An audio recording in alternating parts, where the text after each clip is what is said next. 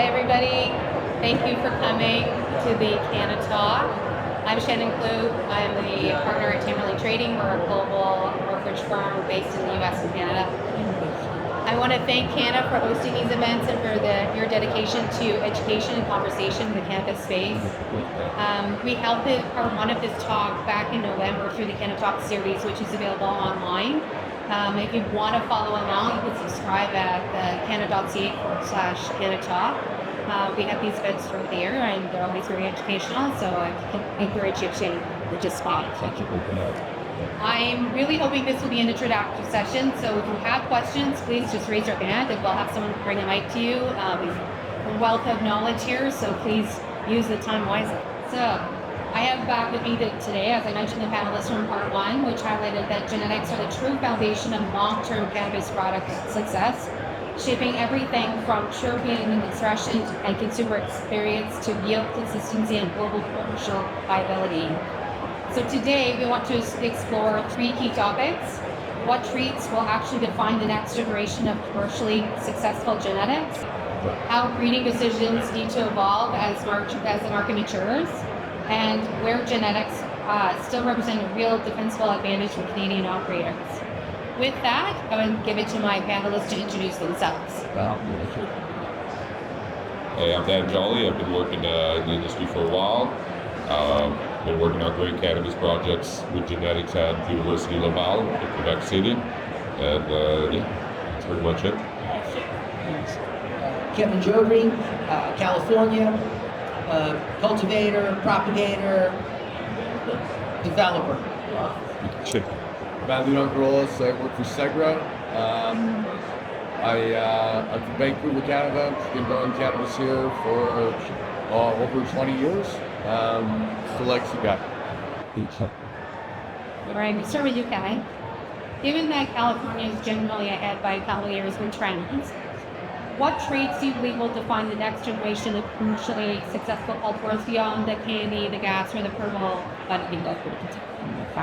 It's funny, but like if you take a look at who's coming into cannabis, the generation that's coming in now, they're the largest expenditure of money of any generation we've ever recorded on health and wellness. So over 30% of the money that this younger generation earns, they spend on health and wellness, which means their considerations are different than ours in terms of how we perceive cannabis. And with the acceptance of legality, then I think that what we'll see is we'll start to really see refined cannabinoid and terpene, what we call volatile blends, that have impacts that are applicable to the people that are coming in.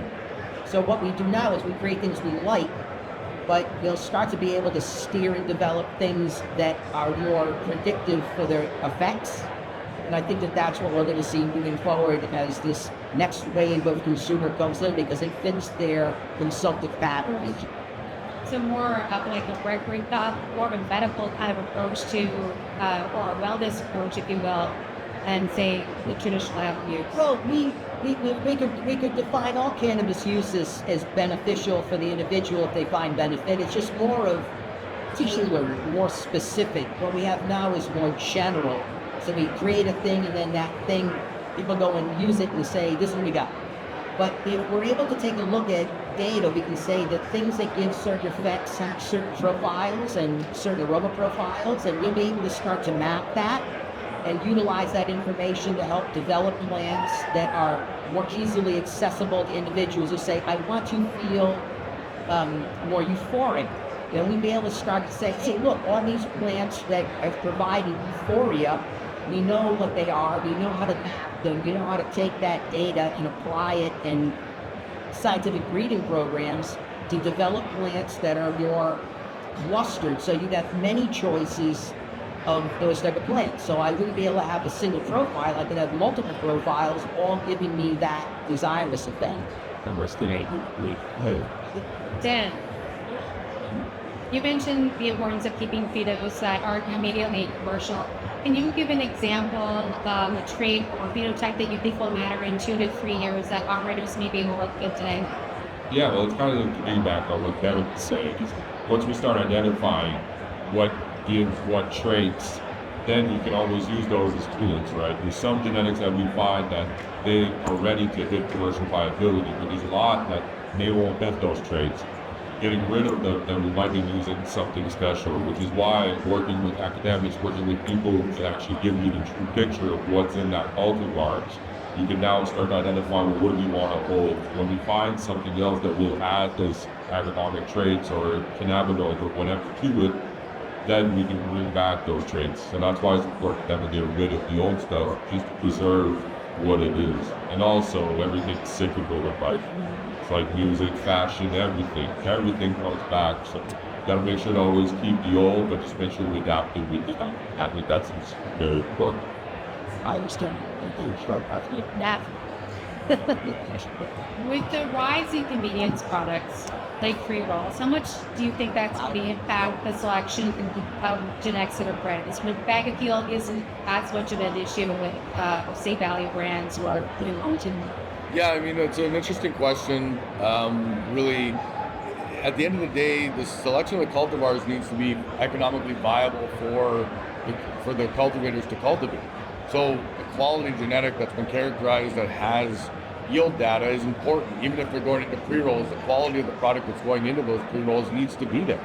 And so the quality of the genetic and the yields per square meter are very important. So genetic selection of the right commercial varieties that hit potency and hit yield data is extremely important.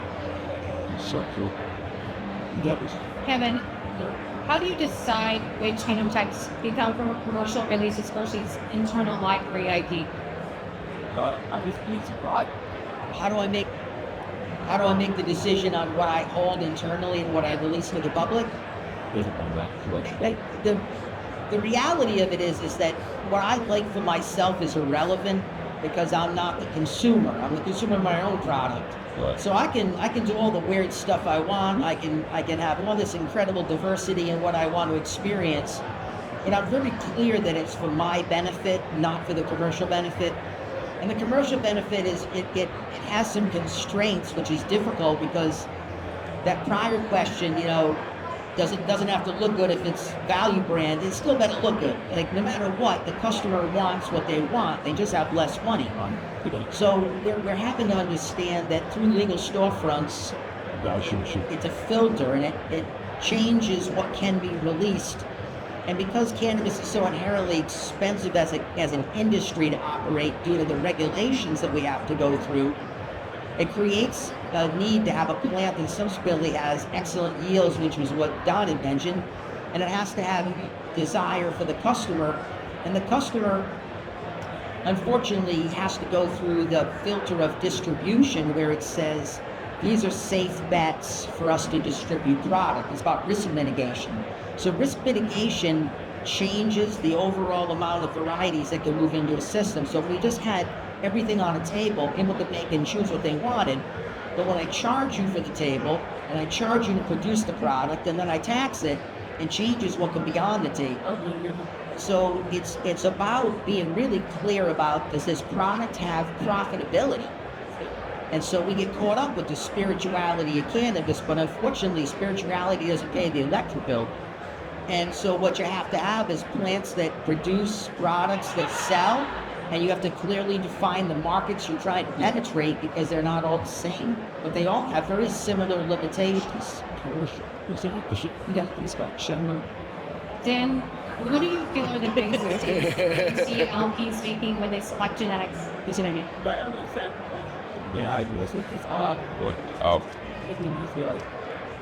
Genetic selection for an LP is important, but they have to not follow the trends. They have to understand the trends, but they really need to find the genetics that fit within their system, their values, where is that product going? That's very important. A big strain comes up and then everybody wants to grow it. Well, if you want to grow it while it's hot, where are you doing? So it's just don't follow the trends. You can find what agronomic traits and genetic work within your facility, because that's point where you can get more weight. You don't have to be chasing the top. You can fulfill what the general consumer wants, which not everybody that wants, a product that is super cheesy or super, skunky or smells like bacon poop or whatever. We've seen all the terps out there, but the general consumer is probably not ready for that. We just have to introduce them slowly with good product that comes at a value price for them to get themselves in that journey to go find their terps and what they like. So switching gears a little bit, something that we did touch on the first talk that Kim and you mentioned people were interested was the notion of the future of seeds. And I know Organigram has done some studies on growing from seed, and they've been quite successful, and they're considering it going forward. Do you expect, Kevin, F1 hybrid seeds to significantly replace clone propagation? The question is, do I expect F1 seeds to replace all forms of conventional cultivation? No. But Organigram is a good example. They're the largest indoor operation on earth, and over 50% of their canopy is using F1 seeds. So it shows the viability in the technology, but I think that for smaller operators, being able to diversify yourself from the pack is really only possible through clonal selection, and I think that will never change. I think that you'll have a much larger increase of standardized production so that the bulk commodity markets, and it doesn't mean it's bad cannabis at all, it's great cannabis. It just means that it's designed to catch a bigger swath of the population. But if you're a niche producer and you're not producing in 100-ton level production, you need things that stand out for you. And you're going to identify your clients, and sometimes the only way that you can give them what they want is through clonal. Clonal work is faster than seed work. It takes time to develop seed lines, whereas with clonal lines, we could do, like we had that lecture with Ryan today, we could do genetic collisions and just pull something out. Does that mean you're breeding? No. But does it mean you found a good plant to use? Yes. And if that plant works and you're the only one that holds it, it gives you an advantage against your competitors if that plant has velocity in sales. So I think that both seed and clone are viable methodologies to produce cannabis. They're just going to change in how we use them. And the value of the clone is always in faster production time and unique nature that's not replicable by someone else because they can't get access to that plant if no one holds it. Right. Dan, what improvements in seed uniformity are needed before the large LPs fully transition to a seed-based system? Yeah, it's just, I think the genetic uniformity is not as important as the process to get homogeny to the seed. There's always going to be people that are going to need to find the new genetic for somebody to bring it to seed forms. So the commercial cultivators to be able to go completely from a seed. But I think it's that process to catch up to conventional agriculture, like tomatoes, like they just homogenize the seed stocks. Now it's just, that's where the magic's going to be, and who's going to be able to grow this. Myself, that's not my game as much. I want to use the genetic that people want to put in that form, So, yeah. Sure, so help. What safeguards should be in place to ensure seeds come from clean TC verified mother stock? Yeah, the reality is that a lot of the breeding needs to be done with tissue cultured plants. We're working on, we've got a patent on stabilizing autoflowers in vitro so that the autoflower seed market, stabilized F1s, can be produced from those clean varieties. The reality is that the seed production right now is still a risk that those seeds could be contaminated with hop-latent virus. And so it's a risk. It's a risk currently until the breeding practices become better and they do start from tissue culture. Still not ready to go. We do, yeah. So thinking of genetics and warnings, again, given that the market's so restricted in Canada, how important is genetic selection for brands? Is genetics becoming the brand itself? Yeah, exactly. I think they play hand in hand, and you see in California when you look at like the Backpack Boys and the hippies and everything from what they put behind the branding had to back it up. I feel it does intensive work with cookies to find that, but it really plays hand in hand where we all have a lot of genetics. Everybody in this room sitting here has nuts, but you kind of need that branding to bring it to life. Just the customer want to have, the customer is a consumer. They exhibit consumerism traits, so you have to play into that to justify it.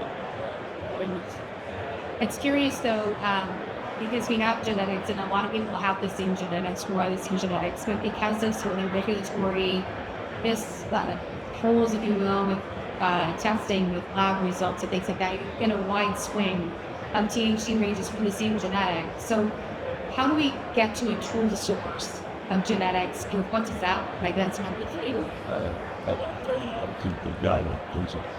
I mean, the reality is that you're right. The genetics that are grown, I can see them in 12 different facilities that they can be grown and expressed differently just due to the nature of their growth styles and how they steer the plants, how they water the plants, how they fertilize the plants. The best way to kind of start homogenistic views is from tissue culture. Tissue culture genetics are identical twins. You send out identical plants to these farmers, and then you also give them the playbook on how to grow them. We're getting a lot more consistent, homogenistic grows recently with growers following our programs, following the recipes that we're giving them, and the style of growing that produces the same uniformity and the same kind of output of THC and terpenes and flavonoids. It's a much better view today than it has been. But TC is the only way really to kind of start through that process. I think also giving weight to brands and getting the consumer respect within the brand will that make them focus a little less on that number, which will then trickle back down to the industry where there won't be as much of a hunt for THC or the cannabinoid content. There'll be more of a representation of that brand, what they're trying to commit to margins. But it's really about that, needing the brand trust so that people are open to trying something that's lower THC because they respect the brand. So were you seeing meaningful shifts in recreational consumer preferences regarding flavor, effect, branding? So that's what I think. Like, are we seeing a shift? Are we still back? Or is it stuck on the THC? Well, we're stuck on the THC to a degree because it's the only metrics that people have had a chance to use as a quality indicator. So metabolite, how much production, how much bioproduction did the plant deliver in its process? Because you can't pull the meat out of the bag and smoke it in the store. So you get the number. But if the customer wants diversity, it's just that the way the system is weighed, it kind of precludes diversity. So we say we have 500 different plants available in a dispensary, 500 choices, but really you've probably got about 15. And they're just re-rolled versions of the same thing in different bags. And it doesn't give the customers the ability to really go through large populations to find out what they like. It's where the prior eras were far better than we are now, because they had so much diversity available, because it was so much easier for a small producer to exist. And it could be in a micro batch. You could release 10 key a year. For the people who bought that 10 key, they were as happy as they could ever be. Now that doesn't exist. Those people are no longer happy. And it's our system. The regulatory system creates a funnel and a restriction, and it always forces there to be things that work in all these constraints. And I think that that's where your home growing is really most important, is that people should have the ability to access material and produce for themselves what they want. If it doesn't work for the store, if it doesn't work for the distributor, and if it doesn't work for the propagator, they should have that ability. And that market creates a different appreciation for cannabis. Then when they find things that they would like to buy at the store, they can come to the store. But what we do is we funnel everyone into the store, and it creates an animosity at the counter. If you've ever worked in a store, most of the people coming in are upset that the things they really want they can't get access to. So they buy what's there. So we're under this impression that the things that are available or whatever everyone wants, it's what they can get. So if I had a supermarket with 10 items, and it was the only supermarket for 1,000 miles, You say, look, these are the most best-selling items. Well, of course, because it's the only things I have to buy. But if another store opened up with different items that were more steered towards the populations they served, they would notice a disruption. And that's important for us because we get caught in patterns over these data, and data only tells us what's happening in a closed set. So it's a closed data set. If I disrupt that data set, I disrupt the entire pattern. So that's really critical to understand that we're working in a vacuum, not really in reality. It's not a true market economy. Yeah, that's a really good point. So how do we market genetic differences to budtenders and to consumers? Like, how do we get them interested and get them curious with us if they're not trying it? I mean, that's a really, really challenging question, because the reality is that the budtenders aren't getting the education that is needed from the cultivators. There's not enough kind of show and tell. This is the new product in market. This is why it's different. This is why this product is more applicable to this type of ailment opposed to this. So education of the people that are educating the public is so important. It's a missing piece. And I think that if there was more events that the cultivators put on that would have the budtenders show up, we can show all the new spoils, all the new products. Each company can go through why they think that product is special and show its attributes. Let me jump for 1 second on that too. We're competing with the reseller stuff. And I'm not trying to plug a company that I'm involved in, but it's a fact that it's just that we created the Ganjier. The Ganjier is a cannabis sommelier program. That program has approximately $2.5 billion of products sold around the world under the graduates. So, without question, there's an impact. The effect of this is because we bring the people in the program to farms, and we allow them to tour the farms and talk to the cultivators, and the cultivators get to show them the things they're releasing into the public, the things they're keeping for themselves for their own reasons. That lets them understand different production methodologies. It lets them see and become more intimate with the people that are producing the products they're selling. And that's what's needed. It's about being able to get exposure.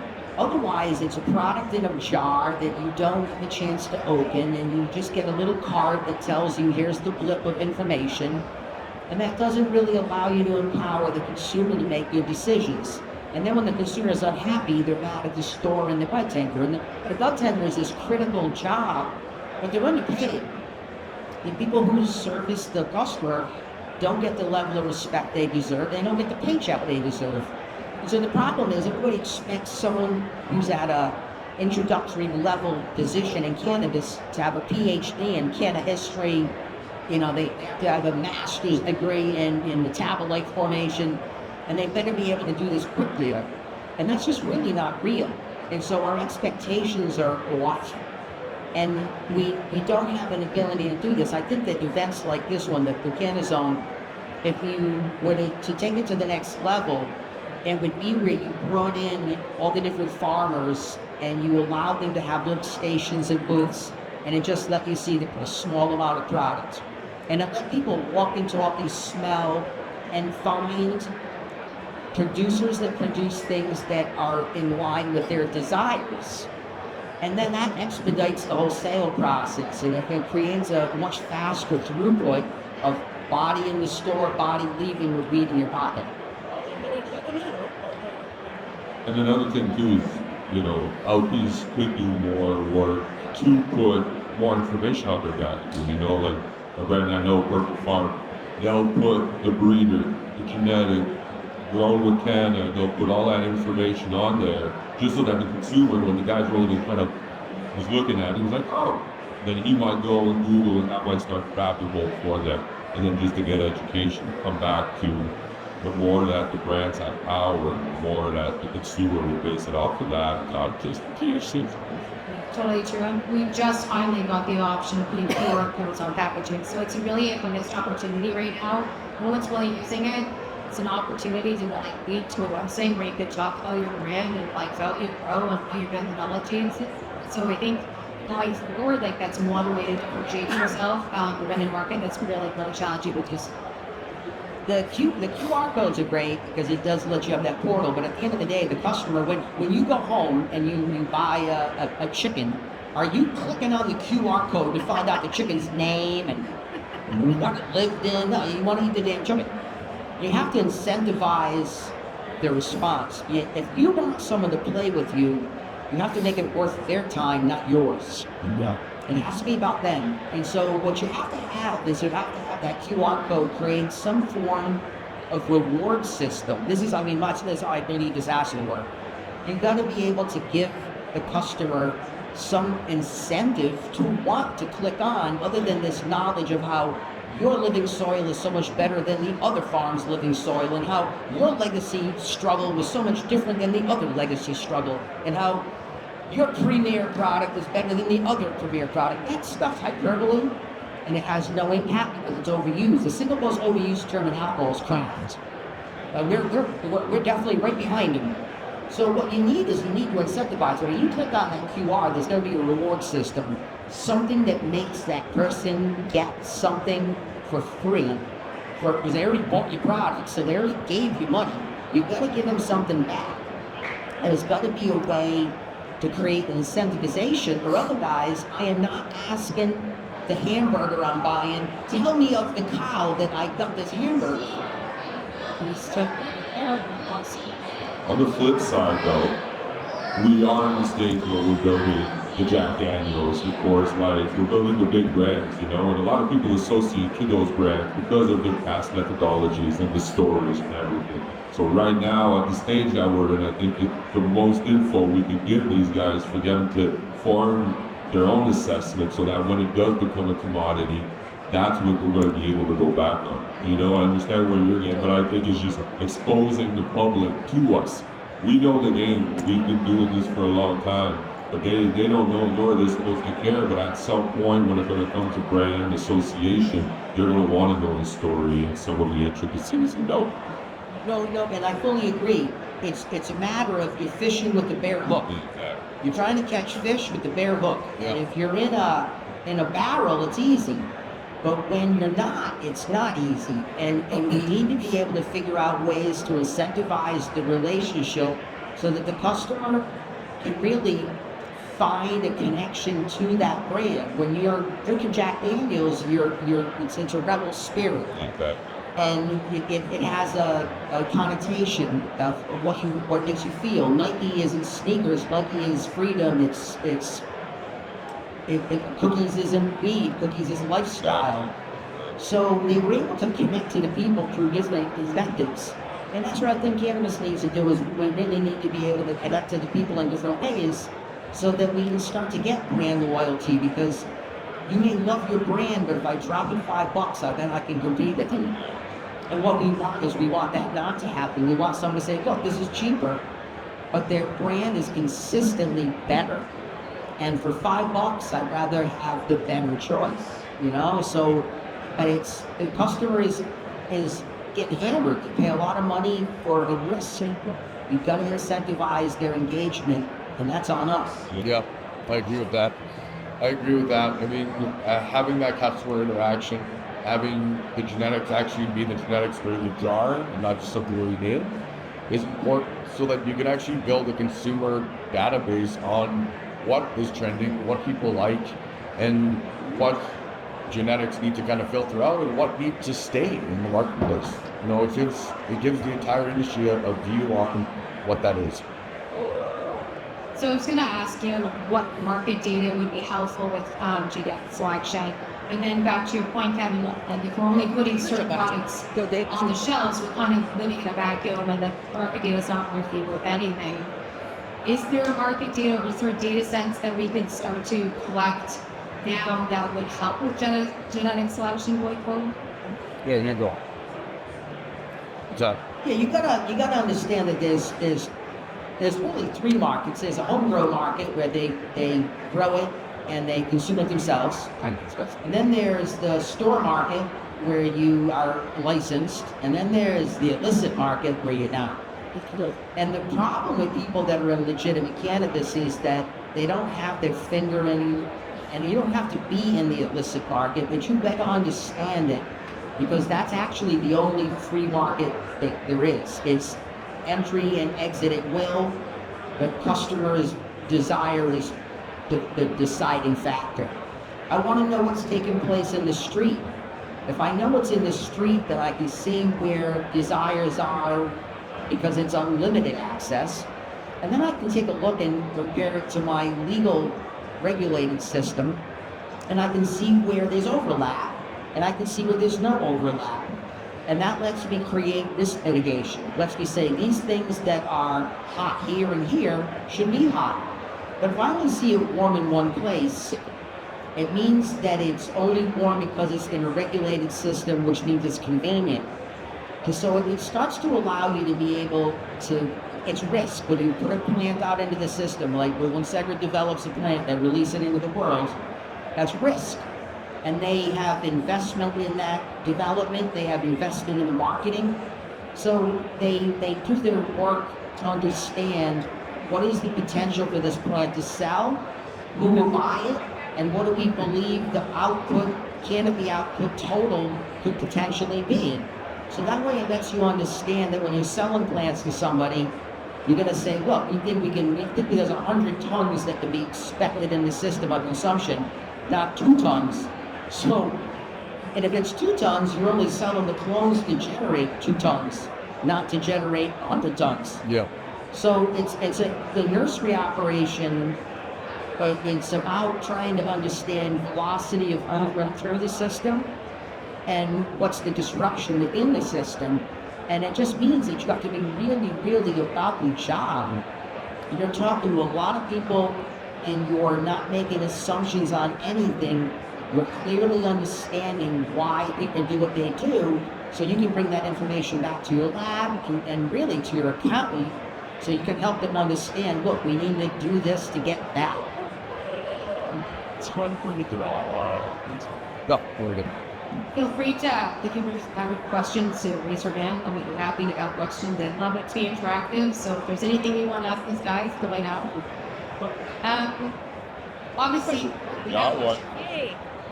What? You get the mic. Yeah, you're out. Are there any cannabinoid strains that are like argonauts or strains that are CBG, for example? So I'm just asking what's trending there. Yeah, absolutely. I mean, we have rare cannabinoids, plants that express rare cannabinoids like CPG, THCV, CBN.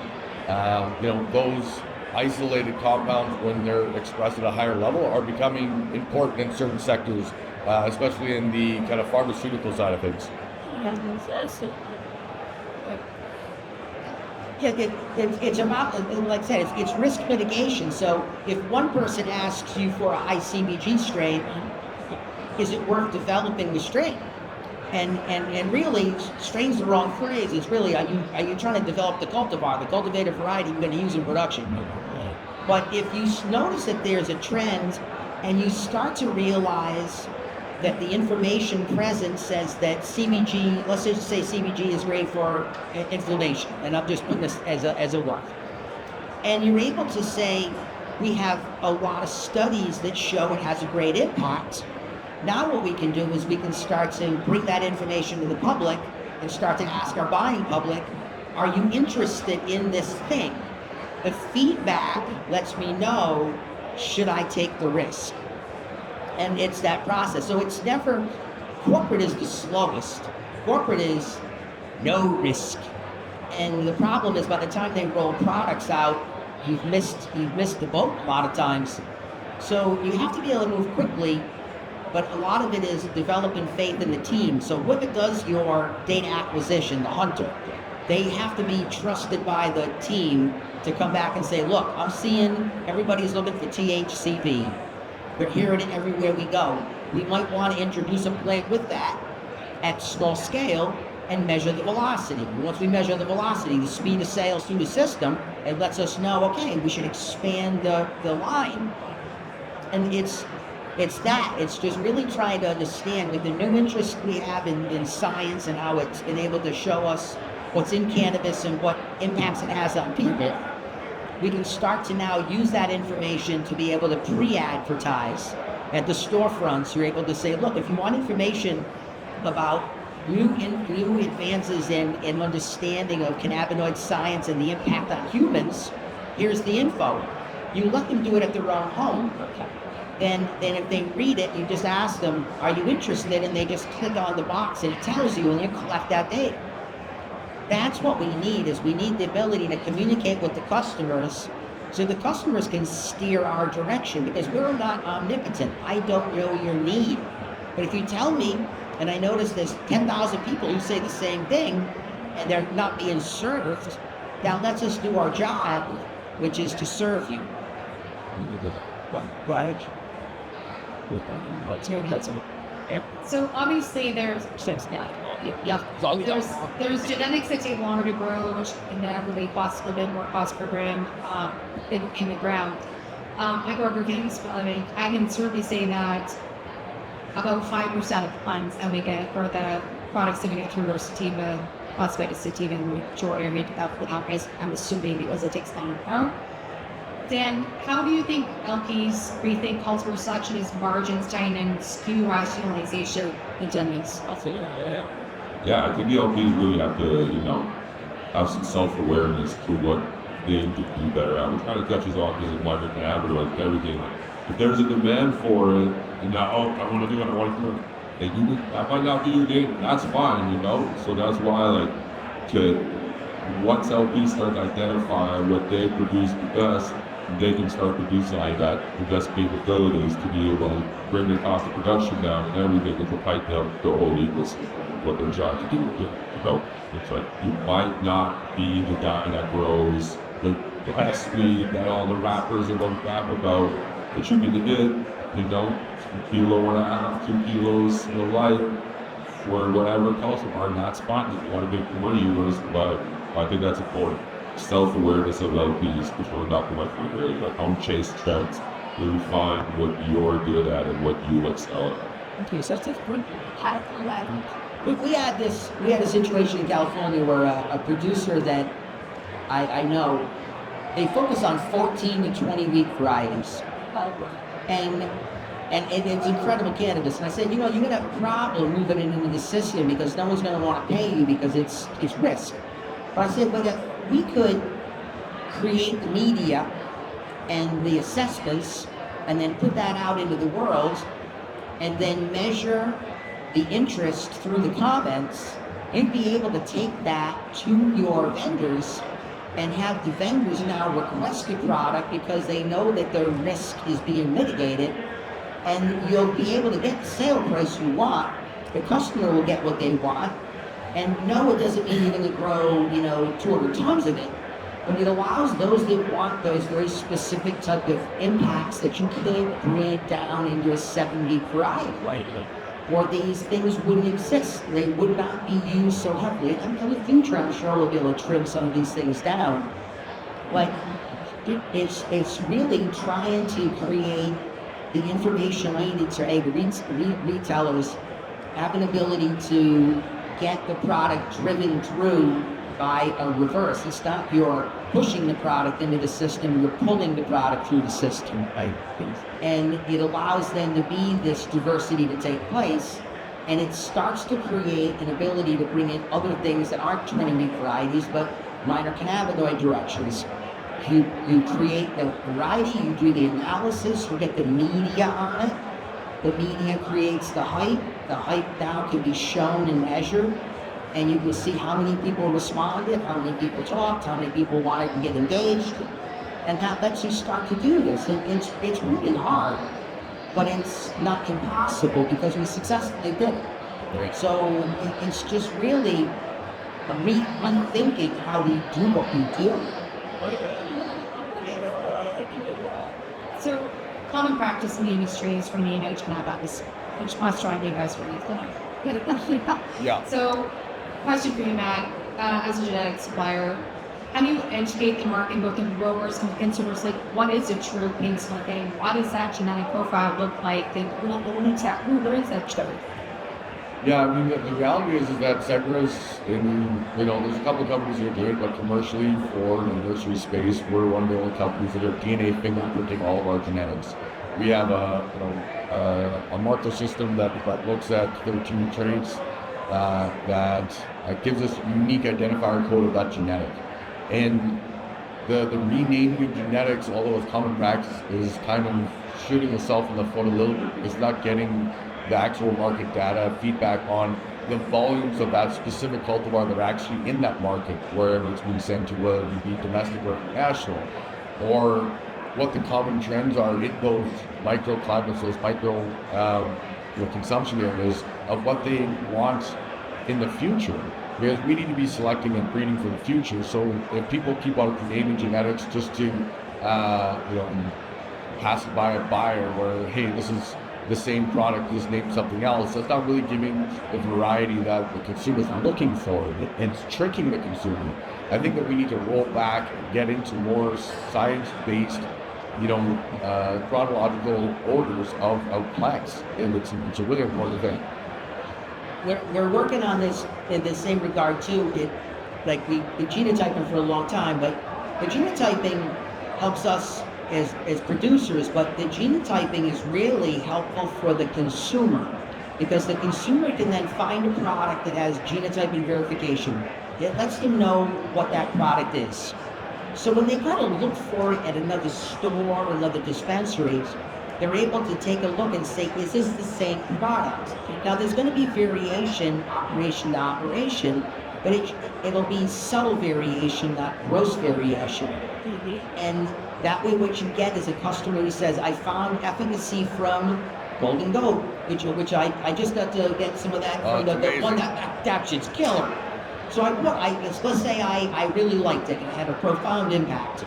And I'm able to take a look and say, okay, who has this? And it might be only him.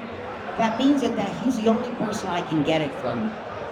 The genotyping also lets you find related plants.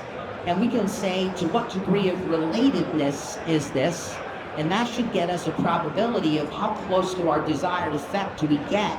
If we can't get exactly what we want, we can get a very related cousin.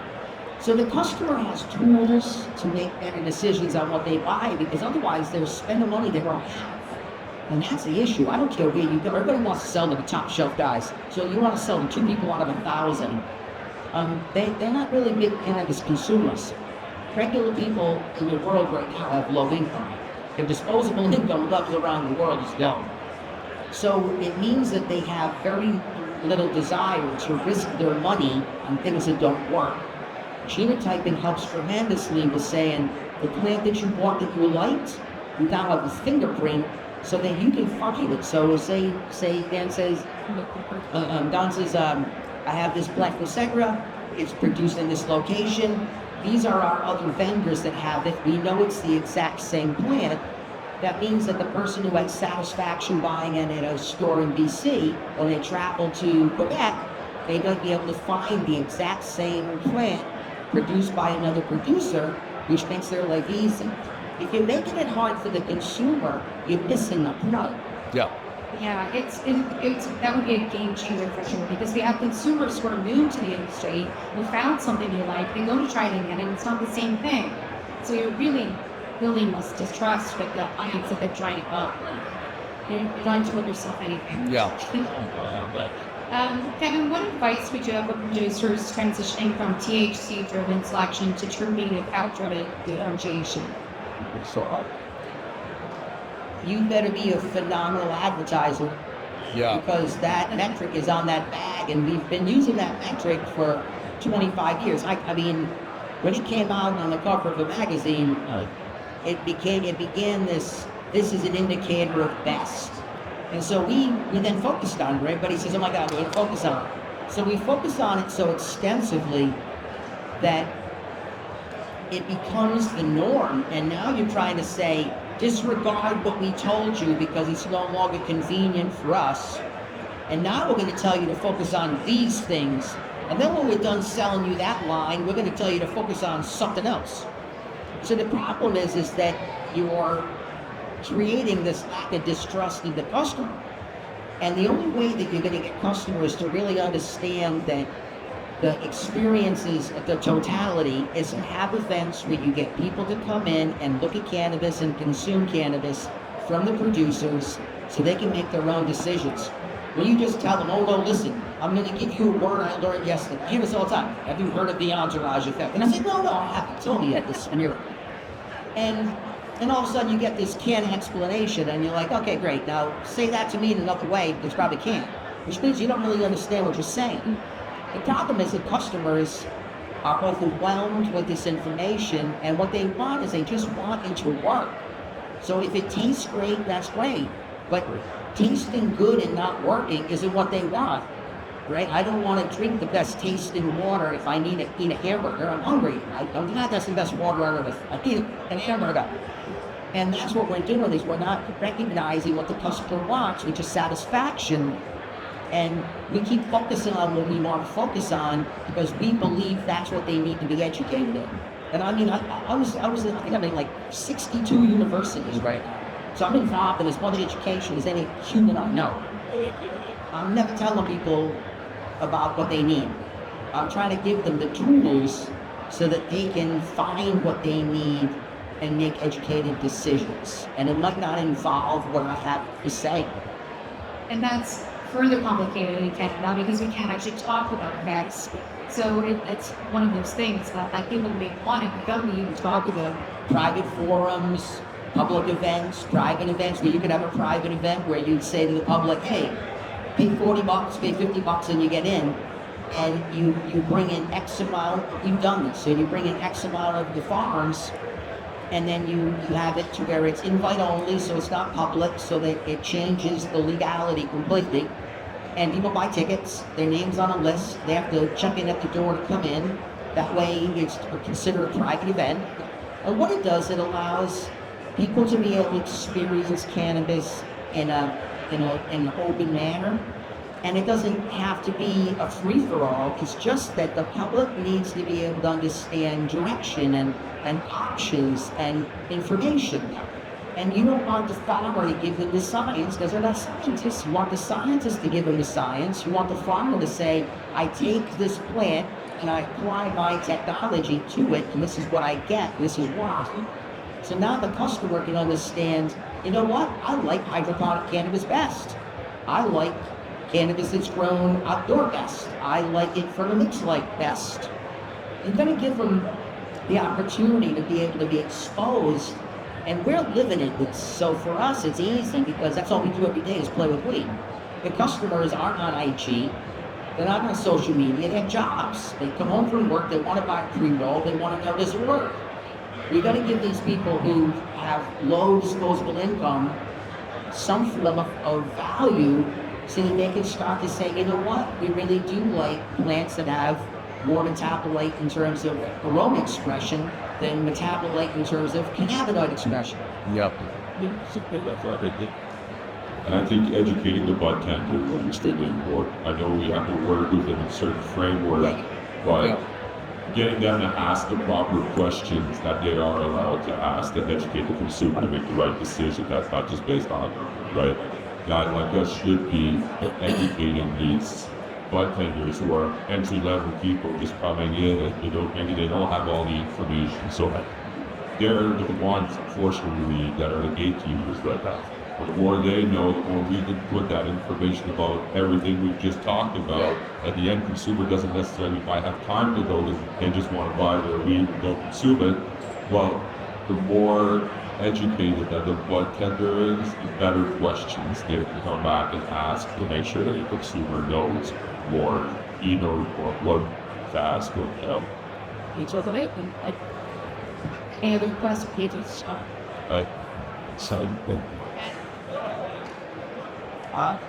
So just in regards to this education program, so obviously when the market is set up, like consumers, the duties out the bottom, you try to educate the people as you're buying products, but you use developing markets such as Europe, for instance, some of the responsibilities are used out to the government. You get to obviously money some British religion, US government law, religions with the more step up into our official obviously myself, I want like here's it's pretty at the right time, the high some of the certain services saying surely the government there's non-Muslim taxation and themselves should have responsibility like in the wearing or to some everybody is very far and athletes really And yeah, I'm excited for you guys to legalize too. It's gonna be a great thing. Oh, I agree that the government should do a lot of things, but I'm American. And telling the government what to do doesn't seem to work very well. No. And they're doing what they damn well choose. And so the problem is that we're an infantile industry. Even though cannabis is millennia old, it's new. So we take a look at other products that we would say are regulated. We use alcohol as an example. Cannabis is older than alcohol, but alcohol has been adopted specifically through Europeans because without fermentation you couldn't consume liquor. Right? We had dirty water. So you don't see liquor in any abundance naturally in any other place where you didn't have populations that were overly dense and contained in cities.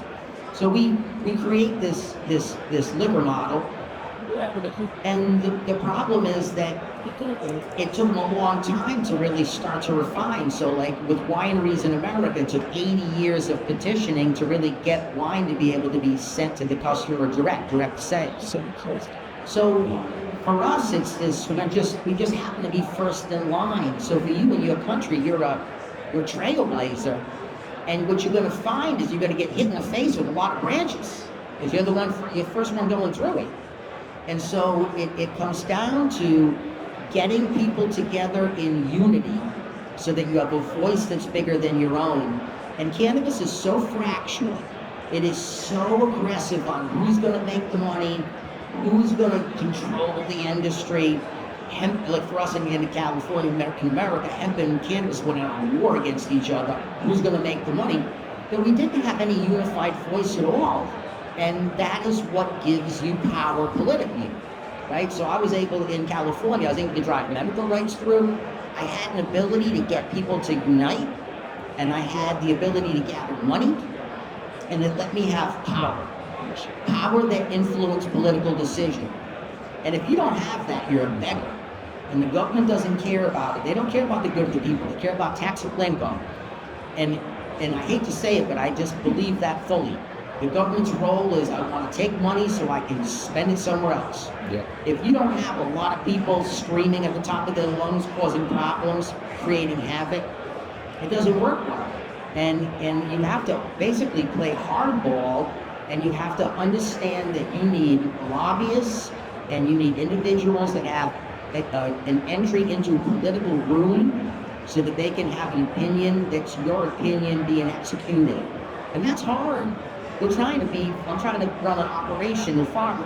All the stuff I did politically was brutal. It cost me a fortune, and I took a beat in the process. And I'm grateful that we succeeded in getting those medical rights locked into play so that they don't get superseded through legality. They don't get superseded through federal change. But holy Christ, I don't know if I can do it again.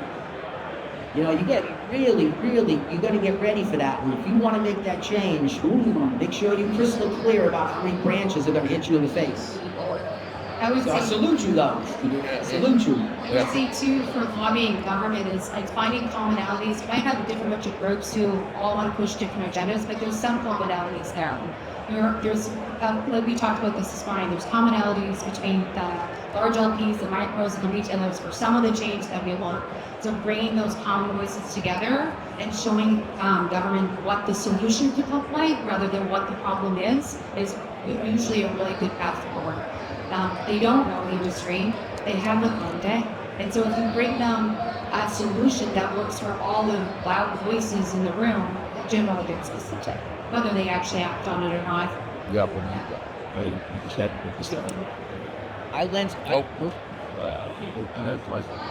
Every conversation I have with the government is about tax revenue. Yeah. I use tax revenue, and I say the way you're going to get the tax revenue is through this pathway.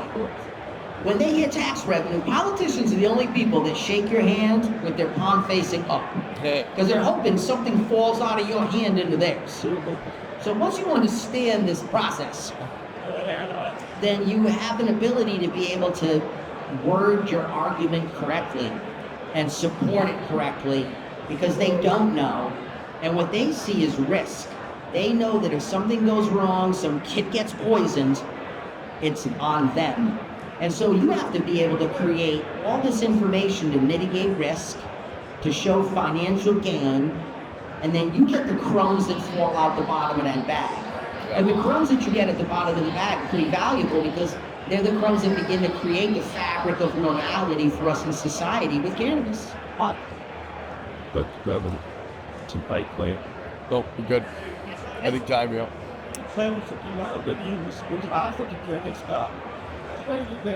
This week I've been going on after obviously like some taxation, revenue, the more methodical that side of business. And I, for instance, I had the pleasure of showing my mum around since I work out the case about cannabis. There's been she completely didn't understand anything about it, you can ask of his control. So there is obviously time, it takes time to educate these individuals. There isn't necessarily financial debt straight away. It's a long state plan. Yes. They're not going to see it in the near future. How can you help steer the direction of the politics, especially when, for instance, in Europe, political landscape so exactly so the mindset isn't towards those sort of factors. Relentless, never-ending pressure. You have to want it more than they want it, and my game is I'm gonna outlast you. I'm gonna outlast you. I'm gonna wear your ass out, and I'm gonna do my best to outthink you, because I can be open-minded, and I can find people that are smarter than I am in the things I don't understand, and I can have them help me understand. And I'm not gonna lose track of my goal, which is normality. And so if I just stay focused on that, I stay focused on providing information and access to people who have need, it allows you to get a support system that's genuine, because when you help somebody that's having, say their wife is in a serious problem, and you assist them, and you don't ask for anything from that, you just say, look, I'm here to help them. When you do that, they become an advocate for you that you just don't quite catch the power of. They're the kind of people that will go in front of public people and say, this person did this for me, and I'm somebody of social rank, and I am exposing myself because the impact to my wife was so dramatic that I would be doing a disservice to not do what I'm doing. You have to create a change in how people view us. We've been painted to be so bad for so long that it's almost too difficult to do it quickly. So you have to do it with no expectation. It's the ultimate charity. You don't know who you're helping, and they don't know who got helped. But over the course of time, it starts to create a tone, a flavor. Yeah. And that flavor starts to taste good to people, where they go, wow, cannabis people are pretty decent, and the product has been very helpful. I don't think I will vote against this. Oh, they want to remove this from the system. I think I shall support the opposition. That's what you got to do. It's just that you're young. I started this when I was a kid, right? So I get in the game when I'm 12, and I collect an ocean of legal charges over the course of my life. I'm 60 now. Now I see change. Yeah. But I wasn't, when I had to go to court and I had to confess to the judge, I said, look, the only crime I committed, because I knew they were going to screw me.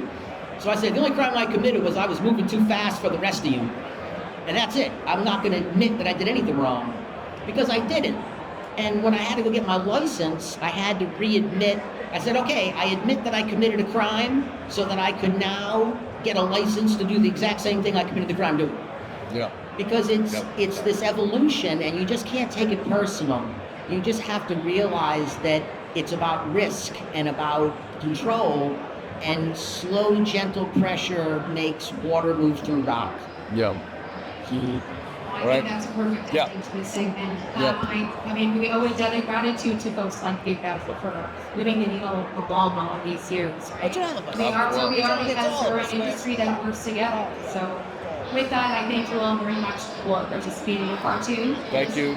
And to thank you to CANNA for sponsoring these events and providing education in this space. Thank you, Shannon, for Being a moderator. being a moderator for us today. Thank you very much. Thank CANNA. Yeah. Thank CANNA. Absolutely. Thank CANNA for putting us on. It's fantastic. There you go. Oh, Do it. That's great.